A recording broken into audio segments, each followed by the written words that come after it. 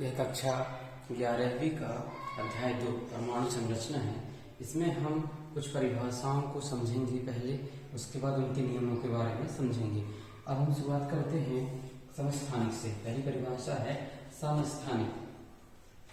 समस्थानिक में हम देखेंगे कि किसी तत्व के भिन्न भिन्न परमाणु, किसी तत्व के समस्थानिक के लिए यदि हम बात करें इसके लिए, तो किसी तत्व के भिन्न भिन्न परमाणु जिनका परमाणु क्रमांक एक समान व परमाणु द्रव्यमान भिन्न भिन्न हो, जिसका परमाणु क्रमांक एक समान हो, परमाणु क्रमांक समान होना चाहिए और परमाणु द्रव्यमान भिन्न भिन्न हो, समस्थानिक कहलाता है।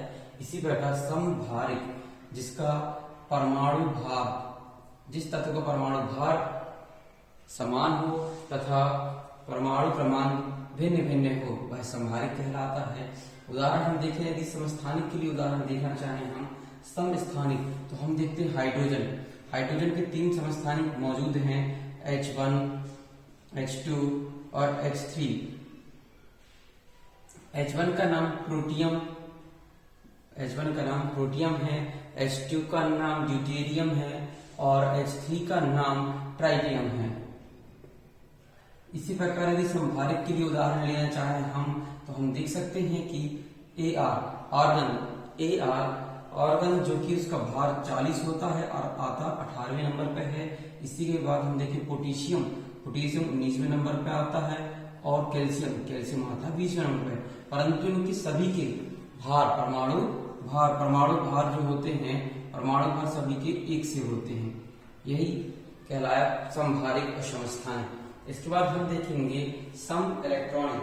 सम इलेक्ट्रॉनिक के लिए हम जानते हैं, नाम से ही प्रतीत हो रहा है सम इलेक्ट्रॉनिक, जिसके इलेक्ट्रॉन समान हो।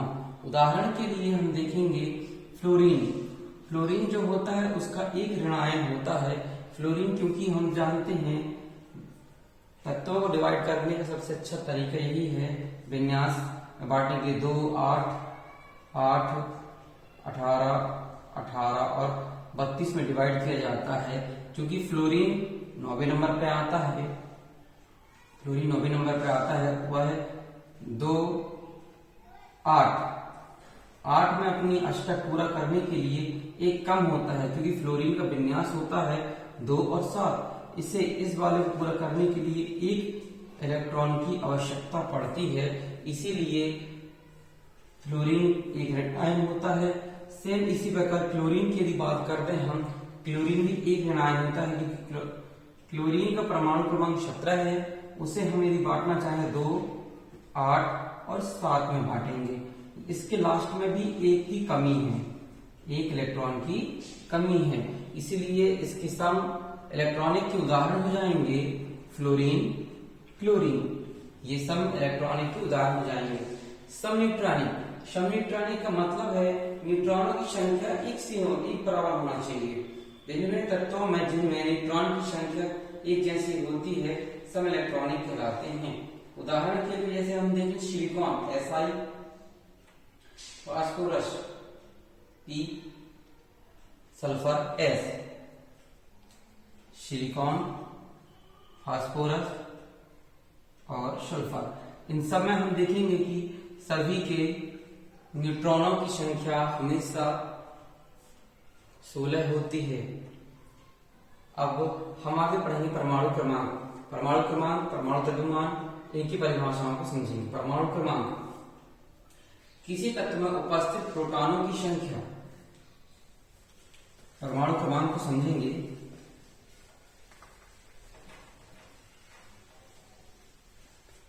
परमाणु क्रमांक में है किसी तत्व में उपस्थित प्रोटॉनों की संख्या। तो प्रोटॉनों की संख्या, मानो ये कोई तत्व है, कोई तत्व मान लेते हैं हम सोडियम है। सोडियम का जो तत्व है उसमें प्रोटॉन और न्यूट्रॉन होते हैं। प्रोटॉनों की संख्या 11 होती है, न्यूट्रॉनों की संख्या 12 होती है।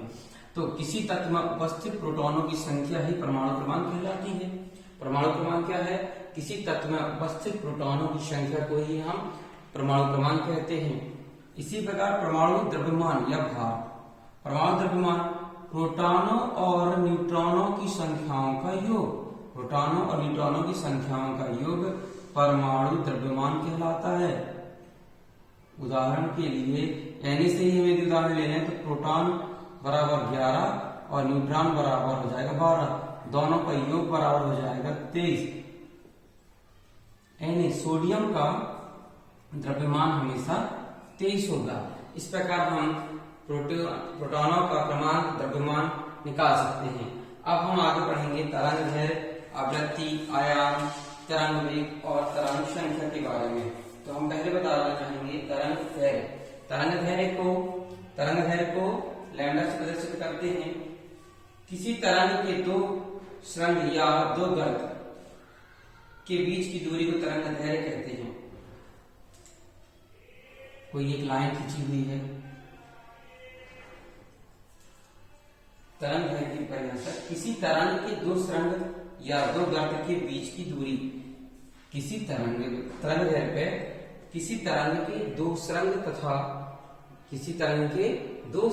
तथा दो गर्त के बीच की दूरी को तरंग दैर्घ्य कहते हैं। दो गर्त के बीच की दूरी को तरंग दैर्घ्य कहते हैं। इसे लैम्डा से प्रदर्शित करते हैं। लैम्डा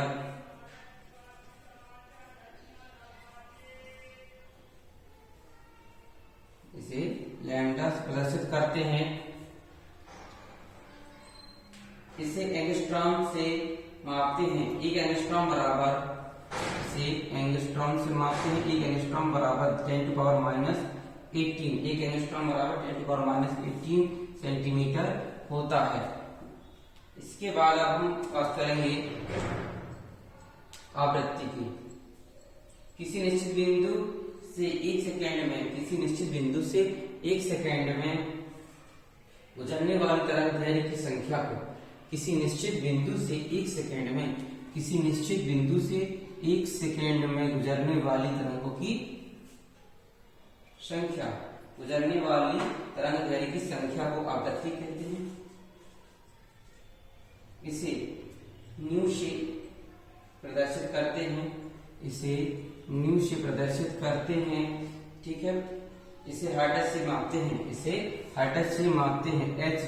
हर्ट्ज से मापा जाता है। अब हम पढ़ेंगे आयाम। किसी सुरंग की ऊंचाई या गर्त की गहराई को हम आयाम कहते हैं। किसी सुरंग की ऊंचाई या गर्त की गहराई को हम आयाम कहते हैं। यदि यह ऊंचाई है और यह गर्त की ऊंचाई है और गहराई है, उसे हम कहेंगे आयाम।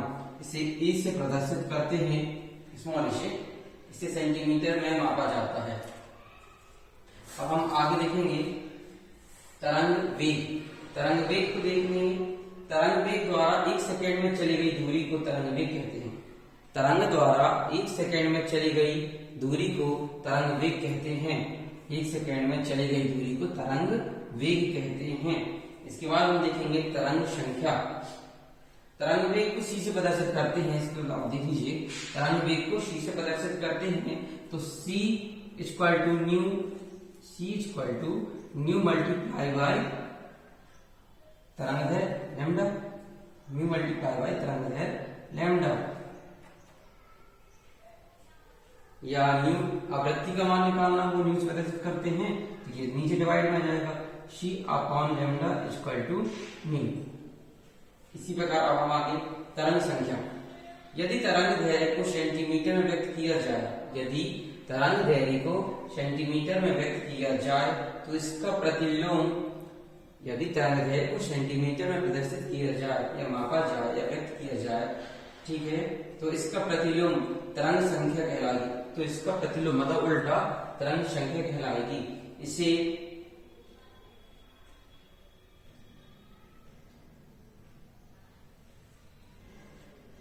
तरंग संख्या कहलाएगी। ठीक है, इसके बाद अब हम आगे हमारे पास क्वांटम संख्या है। इसके बाद हमारे पास क्वांटम संख्या आता है। क्वांटम संख्या, इसके बारे में समझेंगे हम। क्वांटम संख्या 4 संख्याओं का वह समूह जिसमें किसी इलेक्ट्रॉन की कक्षा स्थिति ऊर्जा, 4 संख्याओं का वह समूह जिसमें किसी इलेक्ट्रॉन की कक्षा स्थिति ऊर्जा को कक्षक के प्रकार व चक्रण की जानकारी मिलती है, क्वांटम संख्या कहलाती है। क्वांटम संख्या 4 प्रकार की होती है। क्वांटम संख्या 4 प्रकार की होती है। पहला मुख्य क्वांटम संख्या, दूसरा द्विअंशी क्वांटम संख्या, तीसरा चुंबकीय क्वांटम संख्या, चौथा चक्रण क्वांटम संख्या। हम इनको देखेंगे। तो पहला हम देख रहे हैं मुख्य क्वांटम संख्या। मुख्य क्वांटम संख्या की बात की जाए तो मुख्य क्वांटम संख्या को n से प्रदर्शित करते हैं। मुख्य क्वांटम संख्या को n से प्रदर्शित करते हैं। यह संख्या इलेक्ट्रॉन की कक्षा की स्थिति व ऊर्जा स्तर को बताती है। यह संख्या इलेक्ट्रॉन की कक्षा स्थिति व ऊर्जा स्तर को बताती है। जहां हम n बराबर 1, 2, 3, 4 ले सकते हैं, तब इसमें कक्षाओं का मान k, l, m और n का प्रदर्शन होता है। इसी प्रकार से दूसरा द्विअंशी क्वांटम संख्या। यह संख्या इलेक्ट्रॉन के उपकक्षक की जानकारी देती है। यह संख्या इलेक्ट्रॉन के उपकक्षक की जानकारी देती है। इसे L से प्रदर्शित करते हैं। इसे L से प्रदर्शित करते हैं। इसको N से, इसको L से प्रदर्शित करते हैं। L का मान N पर निर्भर करता है। L का मान हमेशा N पर निर्भर करता है। L का मान हमेशा n पर निर्भर करता है, जिसके लिए 0 से लेकर n-1 तक होते हैं। जिसके लिए जो मान होंगे 0 से लेकर n-1 तक मान हो सकते हैं। अब तीसरा पॉइंट आता है चुंबकीय क्वांटम संख्या। तीसरा पॉइंट है चुंबकीय क्वांटम संख्या। यह संख्या किसी उपकोष की जिस कक्षक में इलेक्ट्रॉन उपस्थित होता है उसकी जानकारी देती है। यह संख्या किसी उपकोष के जिस कक्षक में इलेक्ट्रॉन उपस्थित होता है उसकी जानकारी देता है। इसे m से प्रदर्शित करते हैं। स्मॉल m ले लीजिएगा। m के मान हमेशा l पर निर्भर करते हैं, जिसके लिए हम m के मान हमेशा l पर निर्भर करेंगे, जिसके लिए -l से +l तक लिया जा सकता है। बीच में 0 लिया गया है, 0 सहित +l तक लिया जा सकता है। आगे देखेंगे। चौथा नंबर होता है चक्रण क्वांटम संख्या। इसे S से प्रदर्शित किया जाता है। इसे S से प्रदर्शित किया जाता है। इलेक्ट्रॉन वृत्ताकार गति के साथ घूर्णन गति करता है, जिसमें यदि इलेक्ट्रॉन दक्षिणावर्त क्लॉकवाइज घूमता है तो S का मान हमेशा पॉजिटिव। यदि इलेक्ट्रॉन दक्षिणावर्त मतलब क्लॉकवाइज घूमता है तो S का मान हमेशा पॉजिटिव 1/2 होगा, और यदि इलेक्ट्रॉन वामावर्त एंटी क्लॉकवाइज होगा तो 1/2 -1/2 होगा। इसे S से प्रदर्शित करते हैं। इसके बाद अब हम देखेंगे पाउली का अपवर्जन नियम। पाउली का अपवर्जन नियम, उसके उदाहरण कुछ देखने लेंगे। अब देखेंगे इस नियम को सन 1925 में वोल्फगैंग पाउली ने दिया था, जो निम्न है। किसी भी परमाणु में उपस्थित किन्हीं भी 2 इलेक्ट्रॉनों की चारों क्वांटम संख्याएं किसी भी परमाणु में उपस्थित किन्हीं भी 2 इलेक्ट्रॉनों की चारों क्वांटम संख्याएं एक समान नहीं हो सकती हैं। किसी भी परमाणु में उपस्थित किन्हीं भी 2 इलेक्ट्रॉनों की चारों क्वांटम संख्याएं एक समान नहीं हो सकती हैं। यह सिद्धांत पाउली ने दिया था, जिसके अनुसार जैसे कि He, उदाहरण हो जाएगा उसका He, हीलियम। इस नियम को स्पष्ट करने के लिए बताया गया है कि किसी कक्षक में 2 या 2 से अधिक इलेक्ट्रॉन नहीं हो सकते। ठीक है। एक ही कक्षक के दोनों इलेक्ट्रॉनों का चक्कर हमेशा एक दूसरे के विपरीत होता है। एक ही कक्षक के दोनों इलेक्ट्रॉनों का चक्कर हमेशा एक दूसरे के विपरीत होता है। यह बताया था पाउली। अब इसके बाद आते हैं हम अफबाउ का सिद्धांत। अफबाउ का सिद्धांत, अफबाउ एक जर्मन शब्द है जिसका अर्थ है क्रमित या रचना। अफबाउ जर्मन शब्द है जिसका अर्थ है क्रमित या रचना। इस सिद्धांत के अनुसार इलेक्ट्रॉनों को सबसे पहले उन उपकक्षकों के कक्षकों में प्रवेश कराते हैं जिसकी ऊर्जा का मान सबसे कम होता है, अर्थात इलेक्ट्रॉनों की निम्न ऊर्जा वाले कक्षकों से उच्च ऊर्जा वाले कक्षकों की ओर प्रवेश कराते हैं। निम्न ऊर्जा वाले कक्षकों से उच्च ऊर्जा वाले कक्षकों की तरफ प्रवेश कराया जाता है। यह अभाव का सिद्धांत कहलाता है। अब हम पढ़ेंगे L plus N plus L का नियम।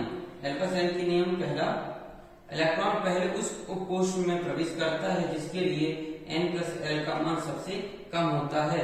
N प्लस L के नियम में पहला, इलेक्ट्रॉन सबसे पहले उस उपकोष में प्रवेश करता है जिसमें N प्लस L के मान सबसे कम होता है।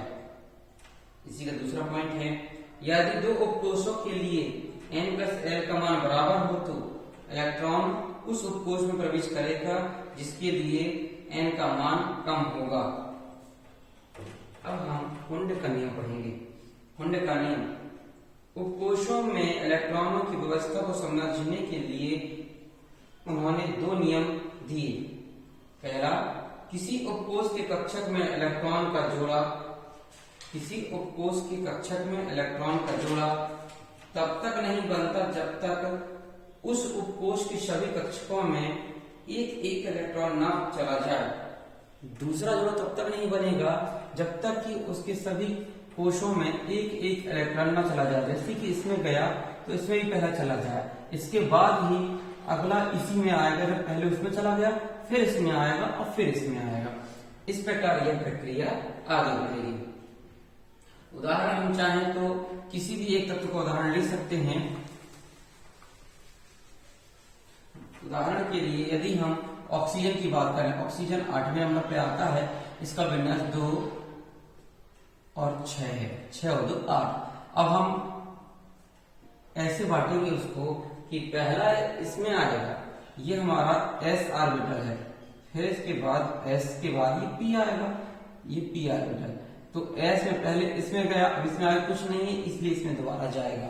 इसके बाद शुरुआत फिर यहां से होगी, s से फिर 2 और 2 ये 4 हो गए। अब बचे कितने हमारे पास, 8 होने के लिए 4 बचे, 2 और ये 2। देखिएगा 2 और 2 4 और 2 6 हो गए।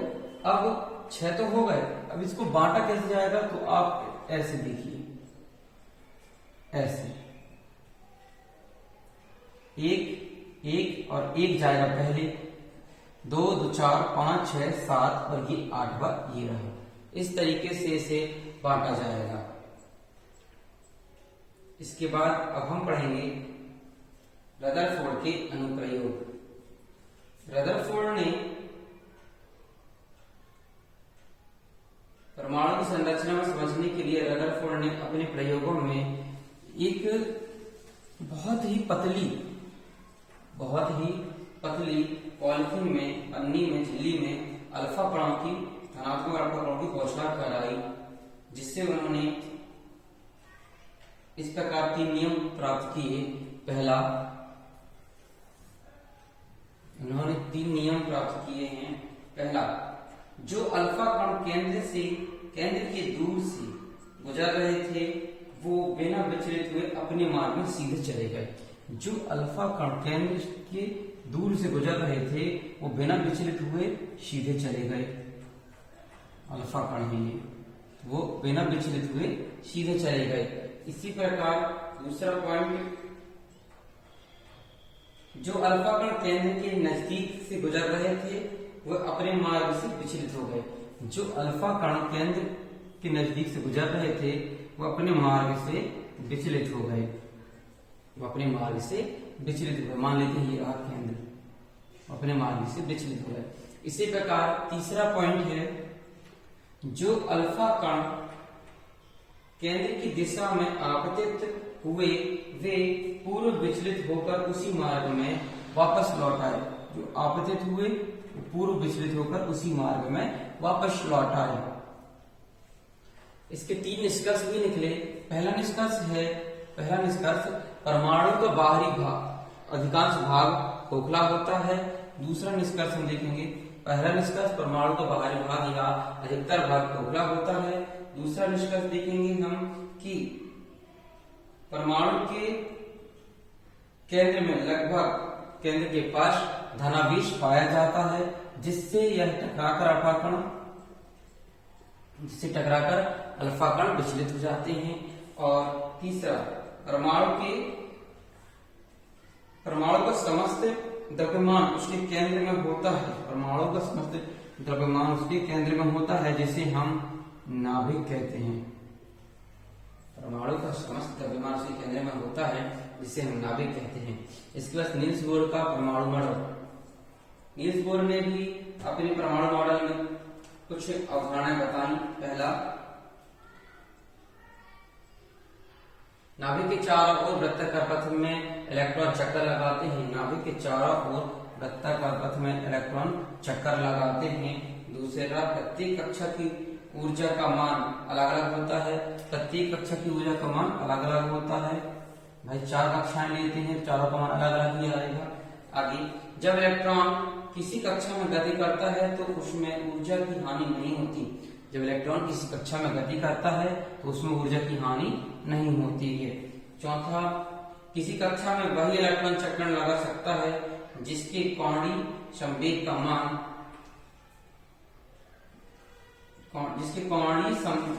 हम चक्कर तो लगा सकते हैं जिसके कोणीय संवेग का मान NH/2π हो, 2πr हो। आगे देखेंगे हम, जब किसी परमाणु को ऊर्जा दी जाती है तो उसके इलेक्ट्रॉन ऊर्जा का अवशोषण करके निम्न ऊर्जा वाली कक्षा से उच्च ऊर्जा वाली कक्षा की ओर चले जाते हैं। इसके बाद ऊर्जा का उत्सर्जन करके पुनः अपनी स्थिति में वापस आ जाते हैं।